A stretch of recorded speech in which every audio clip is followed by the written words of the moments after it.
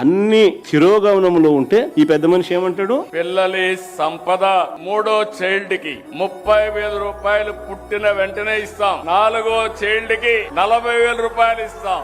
సంతానమే సంపద. ముగ్గురిని కనండి, నలుగురిని కనండి అని ఈయన అంటాడు. ఒకవైపు నేను ప్రభుత్వంలో వ్యవస్థలన్నీ ఇంత దారుణమైన పరిస్థితిలో ఉంటే క్వాలిటీ ఆఫ్ లైఫ్ అనేది చంద్రబాబు నాయుడు హయాంలో ఇంత అధ్వానమైన పరిస్థితిలో ఈ రోజు కనిపిస్తా ఉంటే దానిని మెరుగుపరచాల్సింది పోయి ఈ పెద్ద మనిషి ముగ్గురిని కనండి, నలుగురిని కనండి అని చెప్పి ఈ రోజు అన్నిటికన్నా బాధ ఏమిటంటే మహిళలను పిల్లలను పుట్టించే యంత్రాలుగా భావించడమే చంద్రబాబు చేస్తా ఉన్న అతి దిగజారుడు రాజకీయము మాటలు. పిల్లలను పుట్టించే యంత్రాలుగా మహిళలను మాత్రమే ఆయన పరిగణలోకి తీసుకుంటా ఉన్నాడు. కాదు, మహిళలు బాగుంటేనే కుటుంబాలు బాగుంటాయి. మహిళలు సంతోషంగా ఉంటేనే గ్రామీణ ఆర్థిక వ్యవస్థ నిలబడుతుంది, రాష్ట్ర ఆర్థిక వ్యవస్థ నిలబడుతుంది.